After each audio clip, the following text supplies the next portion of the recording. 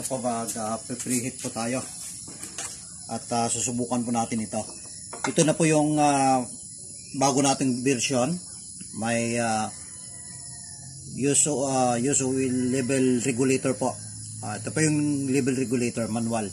At saka dito po papadaluyan natin yan ng ng oil dito. So ito muna yung gagawin natin. Ito po may mix na 20% na gasoline at saka oil. Mix 80% po yung oil. So ito po yung pagpapalingas natin.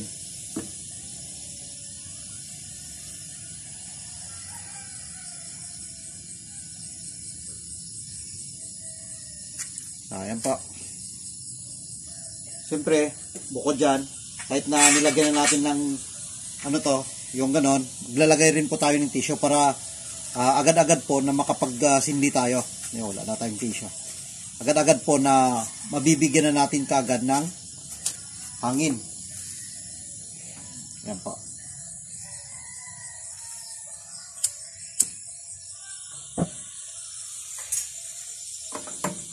So, lagay po kaagad tayo ng hangin.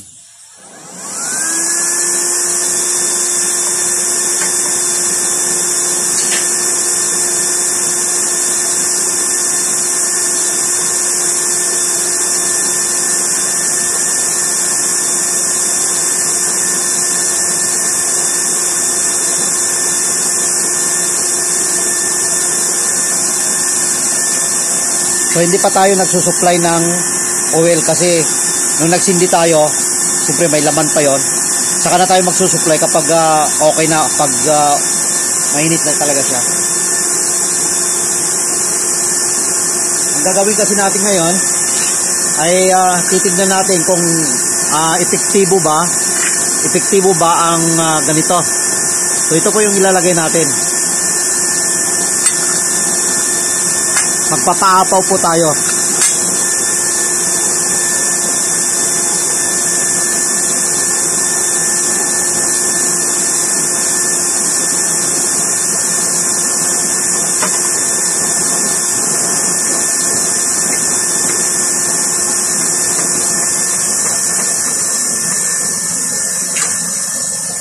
Kapag kayo po ay nagsisindi, nagamit po kayo nito para yung oil level regulator natin, aalisin nyo po yung nakasagaban. Yan.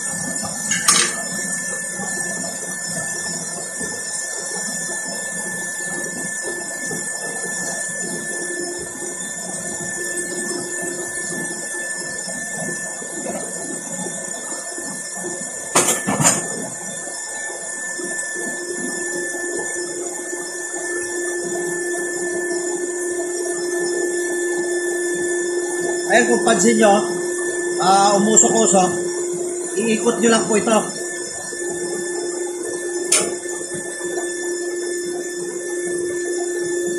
Ayan o.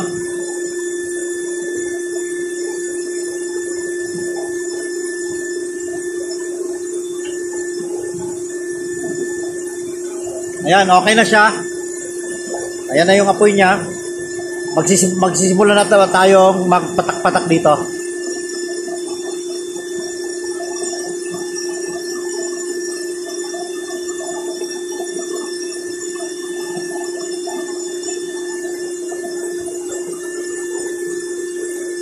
Ayan, kung pansin nyo, ayan o.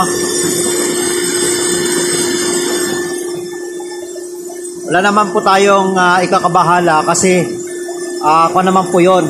Bali may oil regulator naman tayo. Kapag susobra yung patak, doon lang yung dadaloy. Hindi na po sa pan.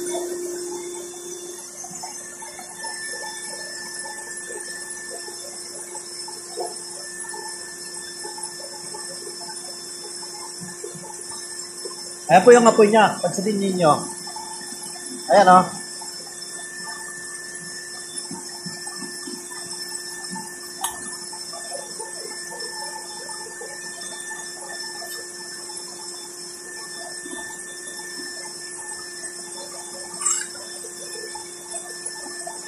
Ngayon po, ilalagay na natin itong Splash Pro. Ayan o. Yan.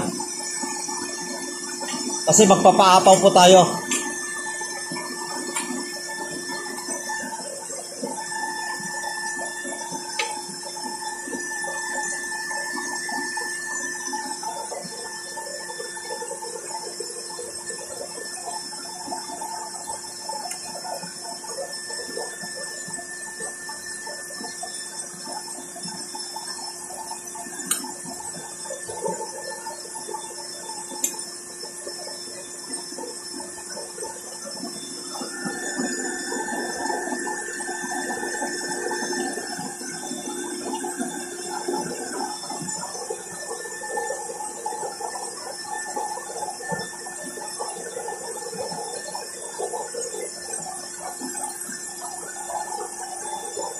Baliktad po. Baliktad po ang nalagay natin.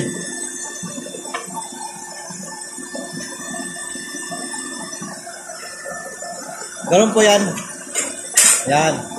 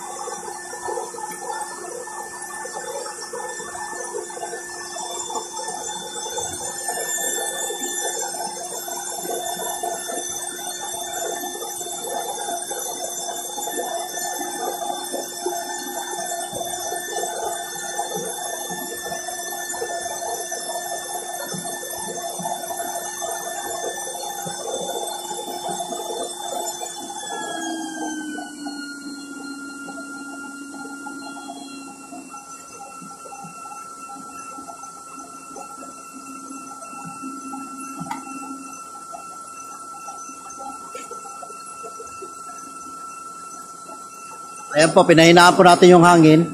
Kasi ganyan po yung lakas niyan eh. Oh. Ngayon, konti lang. So, wag po nating itutudo. Bali, 75% lang po yung turn nito.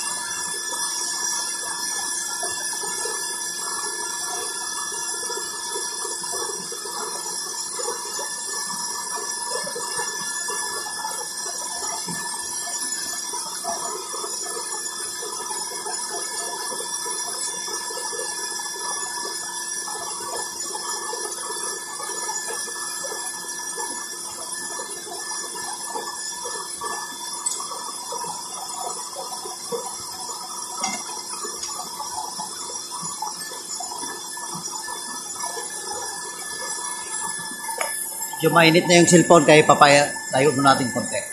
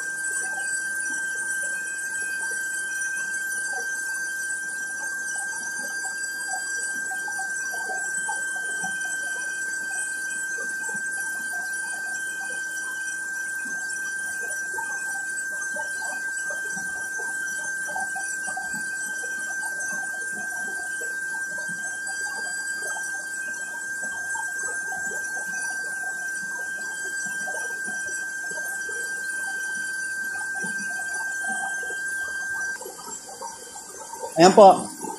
Kung pansinin nyo, pumapatak na po yung, ayan o. Pumapatak na po. Ibig sabihin, nakuha niya na yung level. So, ang gagawin natin, pwede na nating palitan ito. Ayan. So, mawawala din yan mamaya-maya. Okay na yan. Ayan.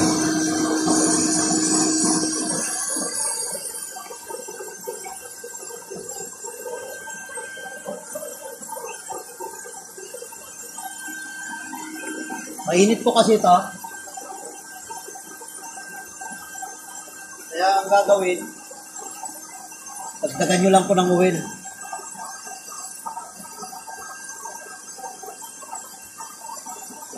Lagyan nyo lang po ng oil para pagpatak ng kandon, hindi na siya mainit.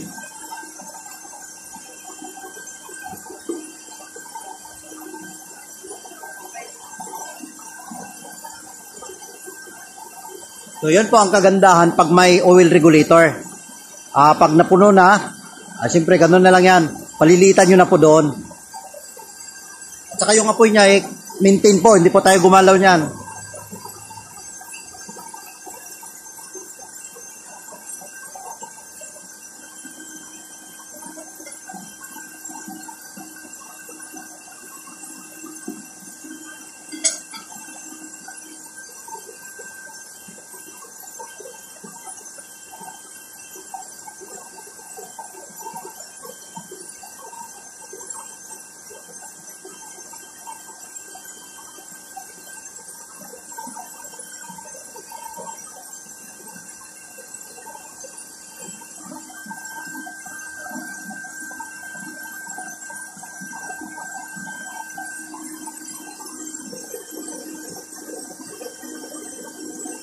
So, 2 drops per seconds. Pansinin ninyo doon, nawawa pa na, unti-unti na, kunti na lang yung tumutulo doon.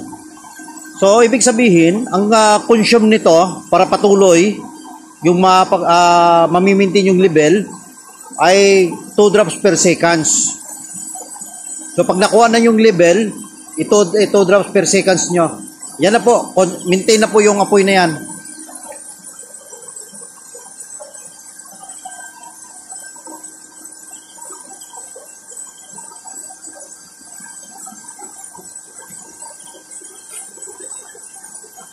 Natural lang po, punong-puno kasi. Kaya medyo may katagalan po yung pagpapakulo. Pero ayan na, sisimula na po siya. Yan na. Buusok na po. Buusok na po yung kaldero natin. Yung kanya. So ibig sabihin, mainit na yung tubig.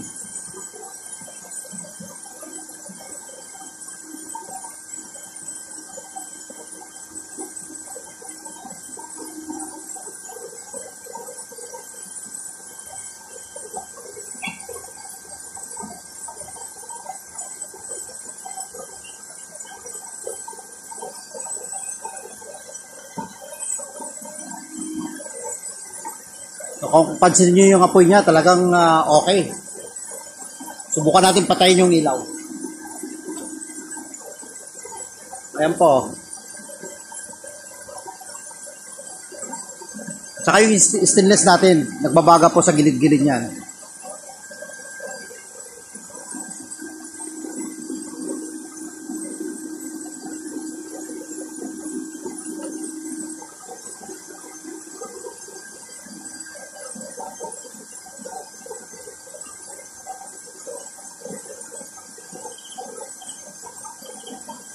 Ayan, kung pansinin nyo,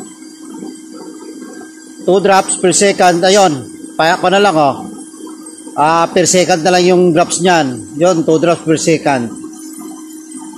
So, minsan, wala na, oh. So, ibig sabihin, okay na yun siya. Nasa level pa rin yan. Noon, pag ganyan na, doon na sa fan lumalabas yan. Pero ngayon, hindi na. Nasa oil regulator. Ayun na siya. Maintain na po yung level nun. So, okay lang po na pumapatak siya ng per second yun. Ayan, oh, wala naman pong usok. Ayan, oh, pansinin ninyo. Ayan. At so, yung sabi nila na mainit, hindi po. Wala pong iika na yan. Dahil malamig yung may kunting oil na nilagay doon, malamig po yun. Kaya tignan nyo, walang usok. Sa ganun, 2 drops per seconds. Ayun naman, halos 2 seconds per drop na siya.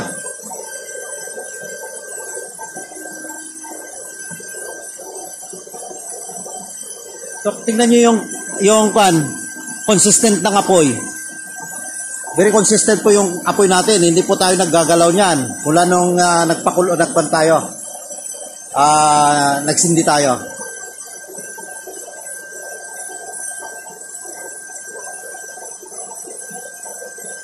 Pagpapatay natin yung ilaw, makikita nyo, napakaganda po ng apoy niya.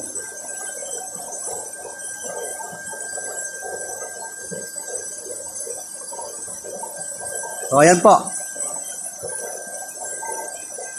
Yan po yung tinatawag nating quality.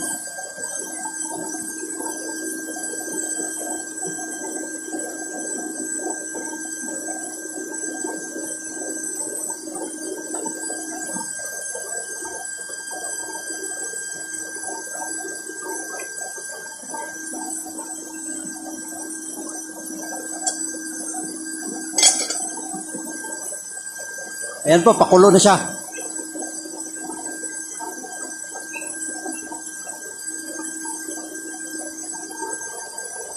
Titignan natin kung gaano ka-epektibo yung inilagay natin na ipinatong natin na stainless.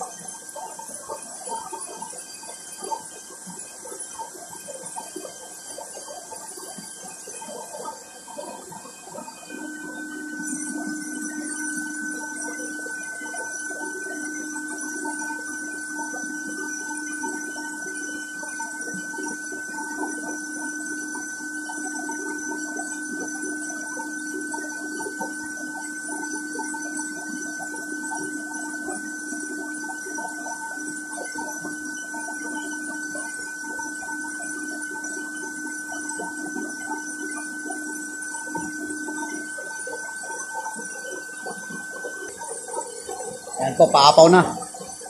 Ubusok na po yung kaldero natin. Ayan o. Pansinin nyo ngayon.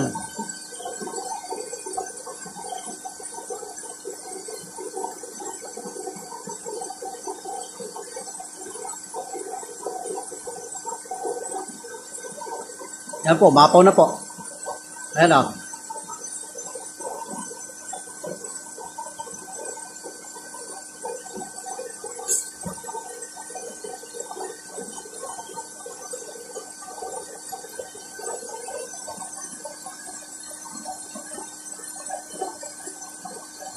Ayan po, bumabagsak na sa baba, oh.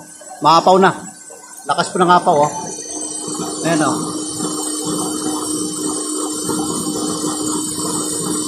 Ayan. Pansin nyo.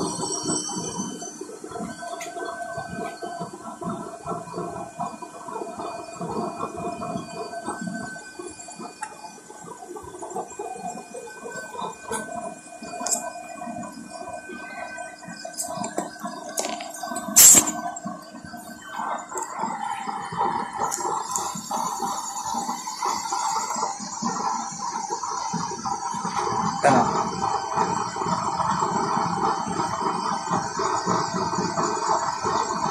Maapaw na po siya. Ayan. Ayan, oh.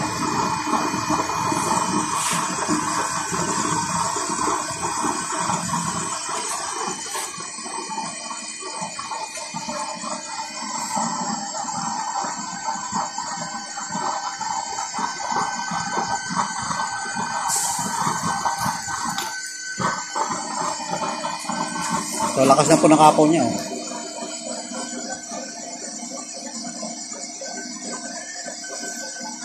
Ayan, kung tingnan nyo, talagang buhos na po yan. Ayan, oh. Pansinin nyo, tumutulo na, oh. Basang-basa na po sa flooring, oh. Ayan, oh.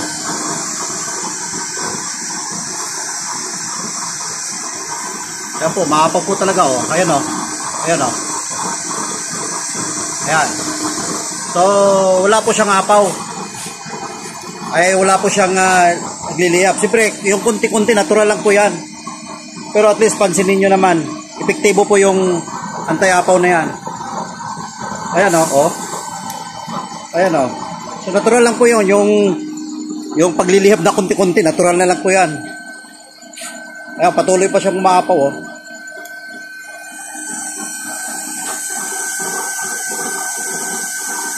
So, wala na po tayong hahanapin. Lalo na kapag malaki yung kaldero nyo, edi mas lalong, kahit yung ganyan po, ilalagay natin yon, kahit na malaking kaldero ang ilalagay nyo dyan, wala pong problema. Ayan. Kanina pa umaapaw, ano.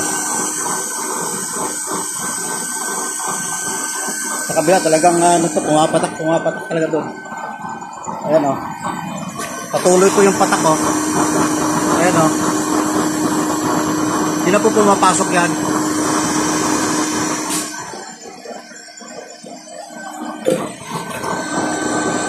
Ayan. Ayan, oh. Pumapatak po yan. So, okay na yan. Ay, wag na lang po natin buhusan. Hindi naman po ganun talaga yung pagluluto natin, eh. At saka tingnan ninyo naman, oh. Patuloy din po yung natin, oil regulator natin. So maintain. Ayan, oh. So pwede lang natin ibalik yun doon sa tangke. At hindi rin po siya nababasa dahil ang patak niya hindi naman natatamaan. Hindi po nabubuhusan ito ng to.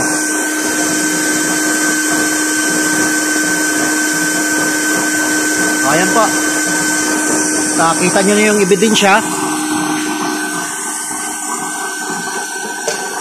Ayan, oh. At pansinin niyo ang kulo niya. So naubos na po yung tubig niya sa tap, ano po. Saka yung apoy niya patuloy po. Hindi po tayo hanggang sa kumulo. Pansinin niyo naman. Consistent po yung pagpatak, ganoon pa rin yung apoy niya. Hindi po nagbago yung apoy. Yung kanyang ningas, ano po.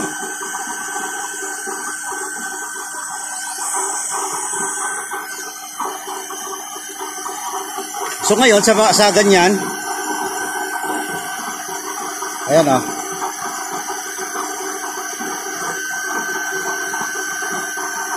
Okay, pansinin nyo. Alisin na po natin to.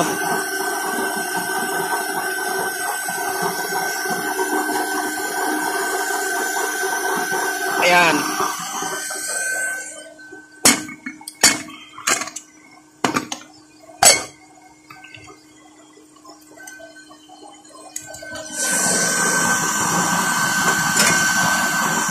Alisin natin.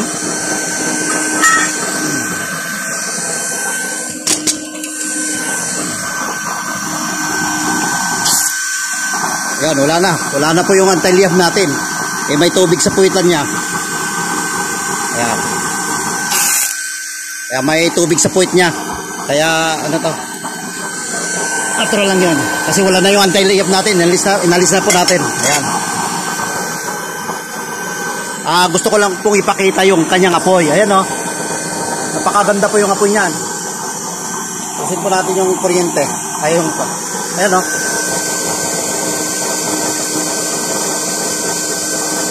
So wala na po akong hahanapin sa klase ng kanyang ito. Ayan.